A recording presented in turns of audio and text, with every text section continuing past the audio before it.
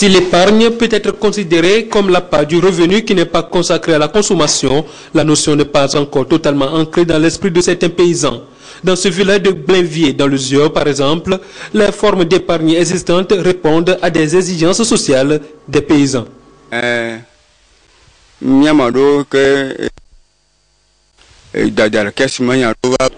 Ici, nous n'avons pas cette culture d'épargner nos revenus. Même s'il nous arrive des fois de garder quelques sous sur nous, c'est soit pour subvenir aux besoins de nos enfants lors de la rentrée scolaire ou bien préparer la prochaine saison agricole. Souvent, il y a d'autres qui gardent un peu pour pouvoir manger un peu, pour pouvoir dépenser l'année prochaine. Mais si c'est insuffisant, on est obligé d'utiliser ça comme ça et puis chercher de gauche à droite maintenant. La conservation de produits ou de semences est une forme d'épargne.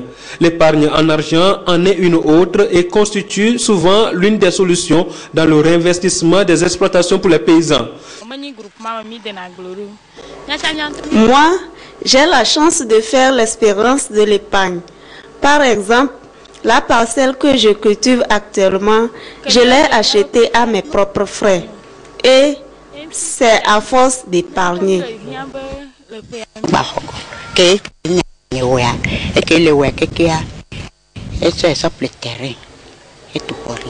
Tout est question de volonté. Moi, par exemple, chaque fin de semaine, j'épargne quelques sous. Et grâce à cela, j'ai actuellement mon propre terrain à bâtir. S'il est vrai que la réticence à épargner reste toujours un phénomène général dans les milieux ruraux, les institutions de microfinance, elles, luttent pour ramener les paysans à la raison. À travers des campagnes de sensibilisation, beaucoup arrivent à adhérer à leurs projets.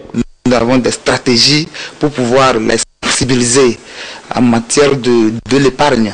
Donc c'est ce qui fait que maintenant, ils comprennent qu'ils doivent épargner. Puisque quand ils laissent l'argent chez eux là, je ne sais pas, dès qu'il y a incendie, tout ça là, bon, c'est un problème. Il y a encore des efforts à faire parce que les ressources que nous avons aujourd'hui ne nous permettent pas assez, c'est-à-dire de rentrer et de financer nous-mêmes directement l'activité agricole. Parmi les institutions financières que nous avons approchées, aucune ne nous a donné le taux des paysans épargnants. Seulement, on relève que le chemin reste à faire pour amener progressivement ces derniers à cerner au mieux cette notion d'épargne.